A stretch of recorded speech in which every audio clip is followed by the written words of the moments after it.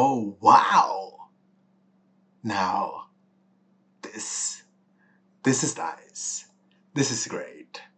I'm not even gonna give you a big intro. I gotta say, this game,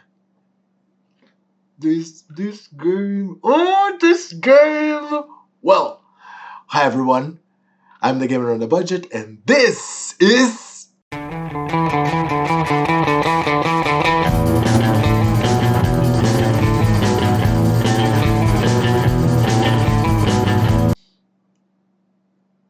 Well, answering the question, yes, totally worth it. Now, this game will never score a 10.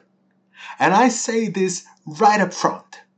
This game will never score a 10. And you know why? Because it's a Bethesda game. And then you can say, oh, what do you have against Bethesda? Well, what does Bethesda has against good quality, right? We all know. We all love Bethesda games. We all love Skyrim. And they know we all love Skyrim. So they released the 1 year anniversary, the 2 years anniversary, the 3 years anniversary, the 10 years anniversary of Skyrim. They released Elder Scrolls 4, re-released it, re-released it. They know. Fallout 3, Fallout New Vegas, Fallout 4. We all know what to expect from Bethesda. Great story, great world building, amazing visuals and all that, and crashes and bugs and broken quests and all that, and you will find all of this here.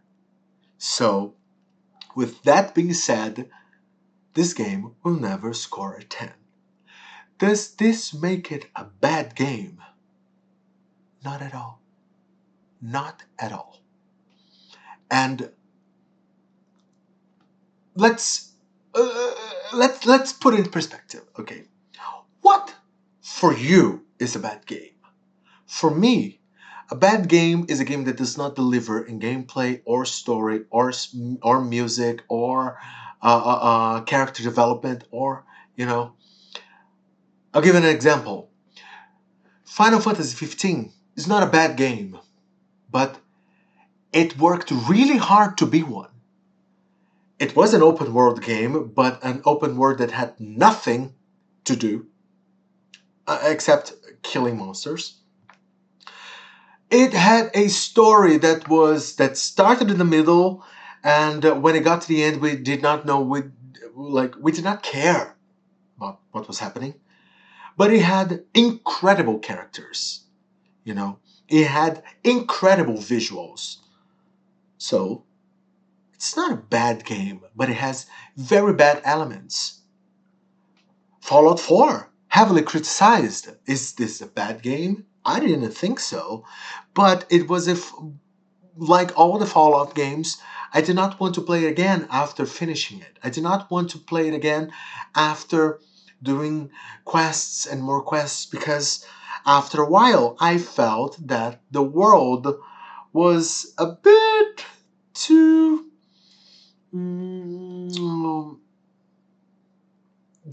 the lack of a word, for the lack of a better word, I think it was becoming too generic, and there are many things you can do with the apocalypse, but I don't think they use their best, And what about Starfield? Now, I gotta say, I was hooked from the very first moment. I actually I felt free enough to make many mistakes, because I think this game encourages you to explore more than the other Bethesda games. And I include Skyrim on this. Although Skyrim, you would be surprised with many interesting and very, very appealing quests out of nowhere, you know. This one, you have a vast, vast space to explore. You have an entire planet to explore. More than an entire planet, you have many entire planets to explore. And they all have, strangely enough, a base with many enemies, maybe a base with a few non-hostile NPCs, you know. So it kind of lacks in development when it comes to this, you know, but the exploration is there. You will find something amusing. You will find a new life form. You will find, you know, maybe a new alien, maybe a new life form, or you will find pirates and more pirates and more pirates and more loot after loot. That's fine, you know. But I do think the game encourages you because it gives you one thing that is heavily necessary for this type of game, which is a fantastic soundtrack. My God, what a phenomenal work! I could stay listening to the tunes just to, and I actually did this. I actually let it let it on and fell asleep only with the tunes, you know. Some are very soothing, some are very mysterious, some are like quite scary a bit, you know. But the exploration is there, and as I said, the game makes you try different approaches. It's a mix of a Fallout game, like a typical Bethesda game, but also gives you control of your spaceship, which I gotta say, as much as the game encourages you to explore, its interface uh, makes you not want to explore that much. And I know it will sound very much controversial or maybe contradicting, so I'll try to explain this in the best way possible. If you just want to walk and find something in the middle of your path, you can. But if you actually have to go somewhere, the maps, Bethesda, come on. Improve your maps, you know. Improve your maps, especially if you're gonna give us loading screens for opening the menu, closing the menu, leaving an area, coming to an area. This and that, this and that. Why? Why Bethesda? You know, for every step in the right direction, for every step in the right direction, you like break a heel, you know, you break a toe just because you are wearing the wrong shoes, you know. Why didn't you do a better map? Right? Because let's face it, no, it's you know, even Fallout map is better than that. And that was one of the most basic interfaces ever.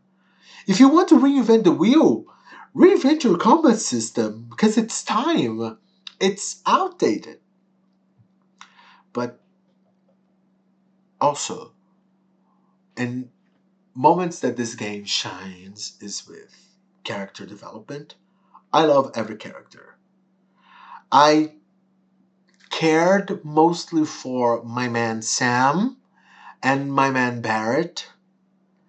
I wanted to make a threesome with them, but I couldn't. I don't know if I chose wrongly or not, but the fact that it's a game that allows me to do this, and allows me to build a very beautiful love story with no kiss, which I think it's bad, very bad. I mean, invest in cutscenes, you know.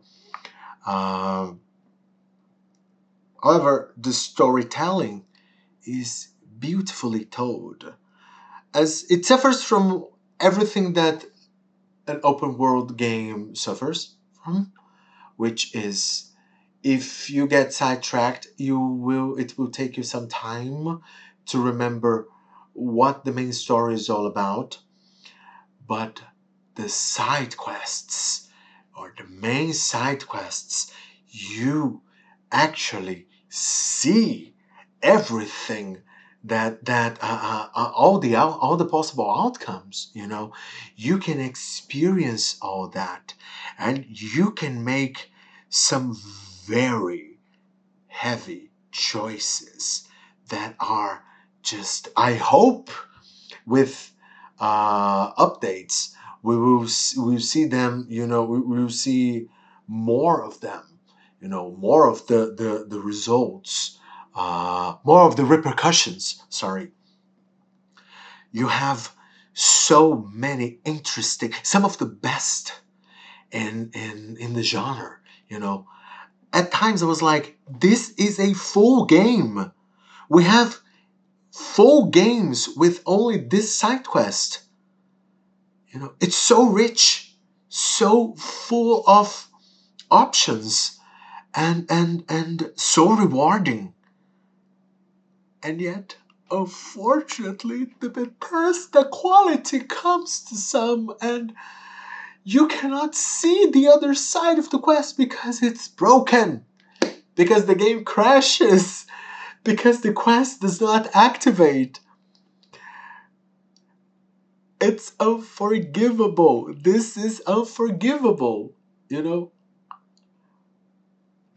the like, I hope people understand how bad it is when you cannot enjoy your full experience. I played this on Game Pass, so I paid the monthly cost for this, on cloud gaming. But I imagine people who paid for it, and they're like, I cannot see the outcome of this marvelous, marvelous quest because the game decided to crash. The game decided not to open, you know. And all my many saves did not save me from this outcome. Because when you play a Bethesda game, this is what you do. You save many, many, many, many, many times because you're bound to be stuck in a quest. A quest is bound to be broken, especially towards the ending. Why? Like, the more I remember, the more I get angrier thinking, like thinking of that. You had the potential, and I will say that this kind of was my pick for game of the year, and I know that it's not on the it's not running for it anymore. I don't know. I honestly don't know if it got any nomination, but it should. It should for best story, best soundtrack. It should, at least for those two. Uh, because it's very sad when you have such a great material and you squander it just because you want to give us the same quality, the same game, and you don't want to put the effort. It felt like this. It felt like the game had like the devs did not put enough effort on that, and that's sad. Because even some of the side quests that are, like it said, they are very well written, very well realized. Some simply give you choices that are illogical.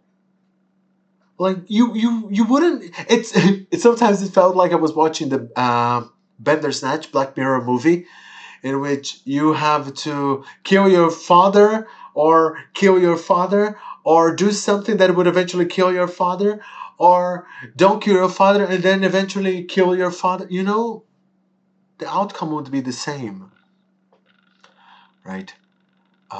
Which in a way felt a lot like Skyrim in some of the side quests, the main side quests, and which you had to kill a king, you had to, and no repercussion or no good choice whatsoever, even though the situation does not require those specific choices, Uh, but the game has very high replay value, very high. I had to find another game to play because like I want to be, I want to do as many reviews as I can with the little time that I have, and otherwise I would be stuck playing this game forever because at the end of the day, the game delivers in fun. The game delivers so much in fun, you know. And I am a Mass Effect aficionado, and Andromeda, like BioWare and EA giving up on Andromeda, made me, made a gap in my chest, a void in my chest to appear, and I needed a kind of a space opera to fill this gap, this void. And Starfield is exactly this. It doesn't have the same charm of a BioWare game, but it's the potential is there, and I know that Bethesda will try to milk it as much as it can, and they should, because like I said, at the end of the day, it's probably the most fun I had with the game this year. You know, uh, I have played Mario Wonder. I have played uh, Zelda. I have played many of the contenders for Game Awards, for Game of the Year, and I gotta say, Starfield is the one that, had they poured their hearts more and like more quality and maybe more time, more effort, this would have been the game to beat. You know, it's unfortunate, but I have to give this game an 8. Thank you for watching. What did you think? Have you played Starfield? Did you like it? Do you agree with me? Do you disagree? Leave a comment down below. Subscribe today and check out the channel for more content. I'll see you all. Bye bye.